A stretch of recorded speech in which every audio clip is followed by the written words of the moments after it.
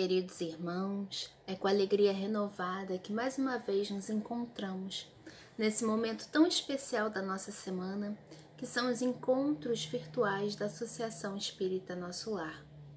Renovados então por mais um encontro, nós vamos começar o nosso momento de conversa dessa semana agradecendo a Deus pela oportunidade.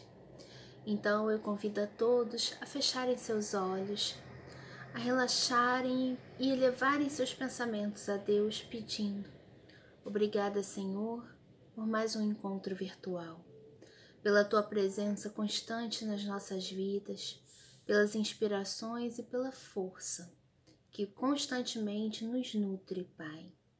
Abençoe-nos, Senhor, nessa semana, fortalecendo os nossos bons propósitos, amparando as nossas grandes dificuldades ainda para que possamos superá-las. Nos dê coragem, determinação, fortaleça a nossa fé, Senhor, e que a Tua presença amiga, assim como a presença de Jesus, nos inspirem para que possamos prosseguir mais encorajados. Fortaleça a nossa casa espírita, a cada um de nós, aos nossos familiares e aos nossos lares. E que em Teu nome, Pai, em nome de Jesus, nosso irmão maior, e de todos os benfeitores espirituais que nos assistem, em especial o nosso patrono André Luiz, que nós possamos dar por iniciado esse encontro virtual dessa semana. Que assim seja. A leitura que eu proponho essa semana para nossa discussão é do livro Palavras da Vida Eterna, psicografado por Francisco Cândido Xavier e ditada pelo Espírito de Emmanuel. É a lição 148, que no meu livro fica nas páginas 312 e 313, e se intitula No Bom Combate. Ela traz, a princípio, uma mensagem de Paulo a Timóteo, que diz assim: combati o bom combate, acabei a carreira, guardei a fé. Paulo, 2 Timóteo 4:7. E Emmanuel, lendo esse pequeno trecho de Paulo, comenta: nas lides da evolução, há combate e bom combate. No combate, visamos aos inimigos externos, brandimos armas, inventamos ardis, usamos astúcias, criamos estratégias. E por vezes saboreamos a derrota de nossos adversários, entre alegrias falsas, ignorando que estamos dilapidando a nós mesmos. No bom combate, dispomos a lutar contra nós próprios. Assestamos baterias de vigilância em oposição aos sentimentos e qualidades inferiores que nos deprimem a alma. O combate chumba-nos o coração à crosta da terra, em aflitivos processos de reajuste na lei de causa e efeito.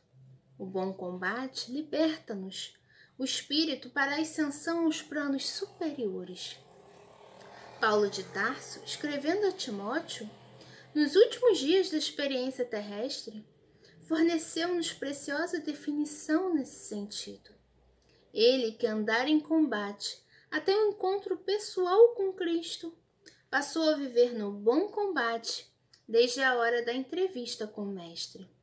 Até o caminho de Damasco, estiver em função dos louros mundanos, ávido de dominações transitórias, mas desde o instante em que o Ananias o recolheu enceguecido e transtornado, entrou em subalternidade dolorosa. Incompreendido, desprezado, apedrejado, perseguido, encarcerado várias vezes, abatido e doente, jamais deixou de servir a causa do bem que abraçara com Jesus, olvidando males e achaques, constrangimentos e insultos. Ao término, porém, da carreira de semeador da verdade, o ex-conselheiro do Sinédrio, aparentemente arrasado e vencido, saiu da terra na condição de verdadeiro triunfador. Emmanuel. Queridos irmãos, é muito interessante a abordagem que Emmanuel faz da ideia trazida por Paulo nessa frase singela, mas dita num momento muito significativo da existência. Paulo já terminava sua existência na Terra, estava prestes, a desencarnar. Mas ele diz a Timóteo de forma muito lúcida que ele havia combatido o bom combate, acabado a carreira, guardado a fé. E quando ele diz isso, Emmanuel, interpretando essa frase nesse livro, Palavras da Vida Eterna, nos traz uma lição extremamente interessante entre combate e bom combate. A gente bem compreende que combate indica sempre um enfrentamento, um conflito, uma disputa, Algo que você vai ser colocado contra alguém ou contra alguma coisa. A ideia de combate normalmente nos dá um pouco de receio, de temor, de angústia. Combater exige sempre o uso da força, normalmente, ou o uso de um esforço. E aí, Emmanuel, de forma muito sábia, ele diferencia o combate puro e simples do bom combate. Ele coloca que muitas das vezes nós associamos combate a algo externo. Eu vou me atritar, me desentender, de alguma forma conflitar com alguém ou com algo externo a mim. E isso gera, com certeza, um impasse, algo que nos traz uma reflexão negativa. Então ele diz que nas lides humanas, ou seja, na nossa encarnação, nesse momento atual em que nós vivenciamos, existe o combate e o bom combate. E ele coloca dizendo que quando nós pensamos na ideia de combate, nós estamos sempre pensando em inimigos externos, em algo fora. E aí, nós, como ele bem coloca, nós nos valemos de armas, de táticas, estratégias, de ardis, justamente para nós chegarmos ao combate com o outro e o derrotarmos. A vitória é o que nos interessa. O nosso bem-estar aparente, a nossa boa posição é o que prevalece. E aí, muitas das vezes, nós nos apegamos a essa falsa derrota do outro e nos sentimos os vencedores. Mas Emmanuel muito bem nos diz que essa visão de que nós estamos aparentemente vencedores é uma visão falsa, porque nós estamos num combate. E num combate eu não consigo afetar o outro sem não me afetar. Eu sempre, quando afeto o outro, me dilapido ao mesmo tempo. Porque a ideia do combate ela está atrelada a algo material, a uma visão limitada da vida. Nós bem sabemos, e a doutrina espírita irradia essa luz sobre todos nós, que a verdadeira vida é espiritual. Que todos nós, enquanto espíritos ainda imperfeitos que somos, caminhamos a passos mais lentos ou mais rápidos para a evolução, para a perfeição relativa, para a busca da felicidade a que todos estamos fadados. E muitas das vezes nós nos perdemos nesse caminhar ao bem através da ideia do combate. E aí nós podemos pensar, não, mas eu sou uma pessoa pacífica, eu não combato. Mas quantas vezes nós nos atritamos com o outro? Dentro da nossa casa, no nosso trabalho, na vida em sociedade, nas questões políticas, no discordar de ideias, nos atritamos fisicamente até, muitos chegam às vias de fato. O embate físico ainda é intenso, mas também nos atritamos em pensamento. Quantos espíritos encarnados ou desencarnados conflitam entre si pelas ideias mal feridas, pelas palavras trocadas, pelos pensamentos de nível tão baixo emitidos. E nós vamos vivendo de combate em combate, derrotando o outro muitas das vezes, mas sempre saindo derrotados. E aí Emmanuel nos fala, lembrando a mensagem de Paulo, que além do combate puro, simples, material, que nos prende à crosta porque nos inferioriza, existe o bom combate. E o bom combate, diferente do combate simples e puro, o bom combate, ele envolve um esforço para superarmos uma situação, para conflitarmos, mas não exteriormente, não com o outro. Esse bom combate pressupõe nos esforçarmos para vencer a nós mesmos. Mas em que sentido? Podemos pensar a nós mesmos na questão de todos os vícios, de todas as más tendências, de todas as imperfeições que nós carregamos há tantas encarnações conosco. O bom combate pressupõe um esforço íntimo para que consigamos de fato vencer as nossas más inclinações. E aí Emmanuel diz que no bom combate nós nos dispomos a lutar conosco mesmo. Não existe o outro como adversário. O adversário, o inimigo maior de nós é o nosso próprio orgulho, é o nosso próprio egoísmo, que são as chagas morais que mais nos levam ao atraso espiritual. E aí, quando nós nos predispomos ao bom combate, nós nos colocamos em conflito conosco mesmo. Os outros, as outras tendências, o eu interior que ainda anda muitas das vezes viciado, preso ao egoísmo, ao orgulho, à vaidade, ele se depara com um esforço nosso novo de transformação moral. E aí Emmanuel fala que o combate simples, ele nos chumba a crosta terrestre, ele nos materializa, nos inferioriza, porque faz com que nós sempre procuremos guerrear com o outro, derrotando a nós mesmos, né? Nos perdendo. Mas o bom combate nos liberta, porque ele nos estimula a evoluir, ele nos faz avançar. E aí ele coloca o exemplo de Paulo de Tarso. Paulo de Tarso, ele traz na sua existência um exemplo vivo dessa transformação. Para todos que quiserem entender melhor a passagem de Paulo pela Terra, né, nessa última existência que é narrada aqui por Emmanuel, vale ler o livro Paulo e Estevão, que é maravilhoso, de Emmanuel, psicografado por Francisco Cândido Xavier. Lá ele conta a transformação de Saulo, doutor da lei, perseguidor daqueles que se diziam cristãos, em Paulo de Tarso, verdadeiro seguidor do Cristo, propagador de verdades, incansável na tarefa de espalhar o Evangelho. E Paulo, quando ele encontra Jesus na estrada de Damasco, e Jesus lhe pergunta por que ele perseguia ele, e ele coloca: Senhor, que queres de mim? Ele se coloca à disposição do Cristo, nunca mais ele seria o mesmo. Paulo aceita o convite de Jesus à sua transformação e inicia essa transformação por um combate interno.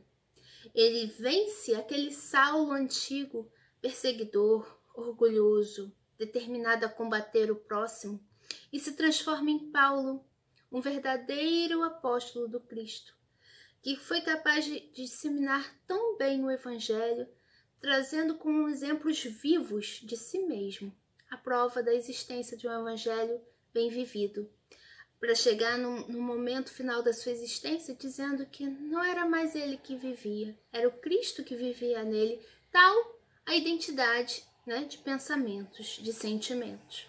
Mas isso não foi conseguido num passe de mágicas. Isso exigiu de Paulo um trabalho e um esforço imensos. Através de tantas ofensas, de tantas dificuldades vivenciadas, ele teve que superá-las, não combatendo o outro, revidando, mas trabalhando consigo mesmo, combatendo em si as dificuldades, muitas das vezes, que ele tanto apontava no próximo. É muito interessante nós observarmos, meus irmãos, que a ideia de combate e bom combate também era tratada por Jesus. É interessante nós observarmos isso porque Jesus já, em muitas passagens, colocava a necessidade de coibirmos em nós mesmos os velhos vícios e defeitos que nos arrastavam ao mal. E ele, em muitas oportunidades distintas, ressaltou a importância de nós travarmos esse embate conosco mesmo, não nos deixarmos perder diante da tarefa a cumprir em relação à nossa própria evolução. E aí, para nós exemplificarmos isso, eu trouxe como exemplo, nesse livrinho Boa Nova, de psicografia de Chico Xavier, pelo espírito de Humberto de Campos, no capítulo 4, que fala a família Zebedeu, tem um diálogo interessantíssimo entre Jesus e Zebedeu. E aí, nesse capítulo, que eu recomendo a leitura porque é muito interessante, Jesus vem falando que o reino de Deus ele não é uma construção externa, algo que eu alcance, um lugar. Ele é, acima de tudo, uma construção nos nossos corações, uma construção em espírito. E para que nós alcancemos esse reino de Deus, ele coloca que é preciso que nós tenhamos um trabalho árduo, não só com o outro não, mas principalmente conosco mesmo. Então Jesus coloca que muitas das vezes as pessoas falam, eu quero a paz. E essa paz para muitos é ligada à ociosidade, à inércia, a não ter problemas. Mas como Jesus explica a Zebedeu, a paz é a paz da consciência pura, do dever retamente cumprido, do esforço em alcançar a vitória sobre si mesmo, se transformando num novo homem. E aí ele coloca, e olha o que eu achei interessante, Jesus falando a Zebedeu, trago comigo as armas para que o homem combata os inimigos, que lhe subjugam o coração, e não descansarei enquanto não tocarmos o porto da vitória. Olha aí Jesus falando de novo em combate, mas esse combate não é contra o outro, ele coloca aqui contra os inimigos que lhe subjugam o coração. E que inimigos seriam esses? São os velhos vícios morais, decorrentes do próprio orgulho e egoísmo que nós trazemos conosco há tanto tempo. Jesus, como fala aqui, traz as armas para que nós combatamos isso. Através da fé, do seu exemplo vivo no Evangelho, da força da oração, do estímulo, a esperança. Jesus nos traz, através do Evangelho bem vivido, exemplos vivos de esperança, de fé, de coragem, para que nós possamos de fato vencer esses inimigos que tanto combatemos e ainda não conseguimos vencer, saímos sempre derrotados, que são os inimigos morais, que nos subjugam sim, infelizmente. No Evangelho segundo o Espiritismo, no capítulo 17, que fala do tema Sede Perfeitos, nós temos as ideias ligadas aos caracteres da perfeição, do homem de bem, que é o nosso modelo ideal, que nós temos que alcançar pela nossa evolução. Mas nós temos lá na Instrução dos Espíritos um item que é uma mensagem de Lázaro, que vem falando sobre o dever. E Lázaro coloca a nossa necessidade de cumprir essa obrigação moral que é o dever. Não só diante do outro, mas principalmente diante de nós mesmos. São todos aqueles esforços que nós temos que ter coragem, determinação, responsabilidade, comprometimento de nós efetuarmos perante o outro, mas principalmente perante a nós, não é? Através da nossa reta conduta, de forma a superarmos as dificuldades que tanto nos assustam há tanto tempo. Além disso, lá no capítulo 18 do Evangelho segundo o Espiritismo, que fala de muitos chamados e poucos os escolhidos, tem um item que é o 16 que fala: reconhece-se o cristão pelas suas obras. E nesse item, ele vem mostrando que nós devemos de ter, enquanto cristãos, o esforço de superarmos as nossas dificuldades, demonstrando que nós seguimos o Cristo pelas nossas ações. Não basta, como nos diz aqui Simeão, dizermos Senhor, Senhor, só da boca para fora, sem de fato exercitarmos essa fé e essa vontade de seguir Jesus, exemplificando o seu Evangelho nas nossas ações, nos nossos pensamentos, na nossa prática do bem. Para nós fecharmos a nossa conversa de hoje, eu sugiro também a leitura do livro Segue em Harmonia, que é de Divaldo Pereira Franco, pelo espírito de Joana de Ângeles, com comentários da querida Sueli Caldas Schubert. E é muito interessante, tanto os comentários de Sueli Caldas, quanto as páginas de Joana de Ângeles. E nesse livro, na página 154, no meu é o capítulo 12, Luta Contínua. Joana de Ângeles coloca uma coisa que eu acho realmente extremamente importante. Ela diz assim: firmado o compromisso com Jesus, não te ouvides das graves responsabilidades que assumistes perante a própria consciência, assim como a cósmica. Então ela diz o seguinte: todos nós conhecemos Jesus. Permitimos através das várias existências que tivemos, mas especialmente dessa, que temos o contato com a doutrina espírita, conhecer o Mestre, conhecer as suas lições sublimes, conhecer o seu Evangelho, e recebemos de Jesus esse convite. Quando nós temos esse encontro com Cristo, quando nós recebemos esse convite de Jesus, já não somos mais os mesmos. Já assumimos perante Ele, perante nós mesmos e perante o universo, uma responsabilidade diferente. Responsabilidade essa que não significa que vamos transformar o outro, vencer o mundo. Essa responsabilidade pressupõe, primeiramente, vencermos a nós mesmos. Muitas das vezes, vencer a cada um de nós pelo nosso esforço é muito difícil. Vide o exemplo de Paulo por tantas tribulações que ele passou. Assim como ele, mas lógico, em menor quilate de esforço, temos hoje tantas dificuldades. Dificuldades materiais, doenças, dificuldades financeiras, problemas no nosso núcleo familiar, no trabalho, na vida em comunidade. As dificuldades internas, os medos, as angústias, as doenças do espírito, as obsessões profundas, tantos empecilhos e entraves que nos aparecem pelo caminho, e muitas das vezes nos sentimos enfraquecidos, como se nós não fôssemos seguir vencedores, fôssemos cair derrotados. Mas Jesus, no seu convite supremo, nos chama novamente à liça do Evangelho, nos convida a seguirmos adiante, fortalecidos, compreendendo que, acima de tudo, não estamos sozinhos. Espíritos amigos, encarnados ou desencarnados, estão conosco, nos estimulam ao progresso. Oportunidades de trabalho nos surgem a todo momento. É chegado o momento, meus irmãos, de aceitarmos o convite do Cristo.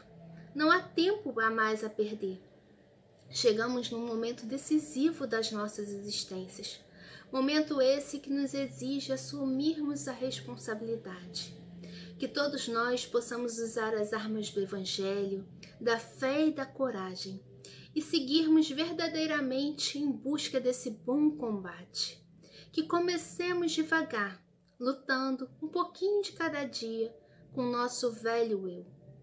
E pedindo a Deus, pedindo a Jesus a força de nós sairmos vencedores de nós mesmos nessa existência ainda, porque todos somos capazes e merecemos de fato a felicidade real, da paz de espírito, da consciência do dever bem cumprido e da certeza de que nós fizemos o melhor que podemos. Que nós possamos iniciar essa semana, após o nosso encontro, mais fortalecidos. Tenhamos a certeza que Deus nos ampara e nos protege e que nós possamos seguir juntos, lutando conosco mesmo em primeiro lugar, para vencermos o velho homem e caminharmos rumo à felicidade real, à felicidade do reino de Deus que tanto tempo nos aguarda e espera. Muita paz a todos, fiquem com Deus e se sintam fortalecidos e abraçados espiritualmente. Obrigada.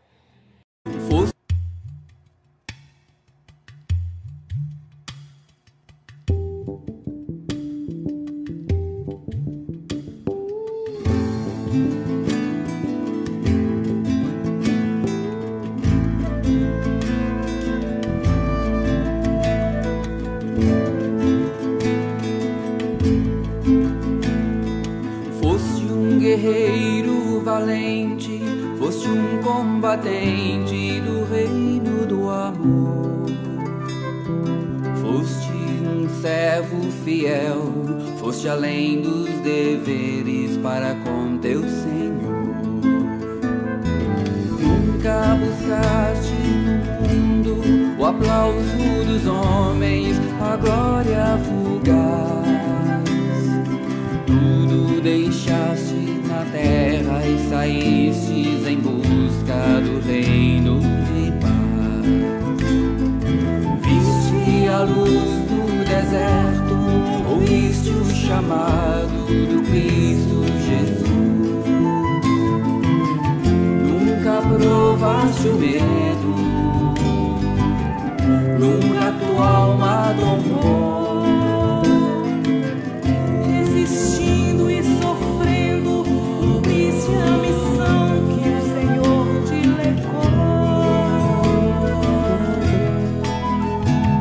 E hoje tu és a lição para todo aquele que quer ser cristão. E no reino de Jesus, tua vida é estrela, roteiro de luz. É necessário viver, combater bom combate que vai nos salvar. É necessário calar nossa voz para que o Cristo possa falar.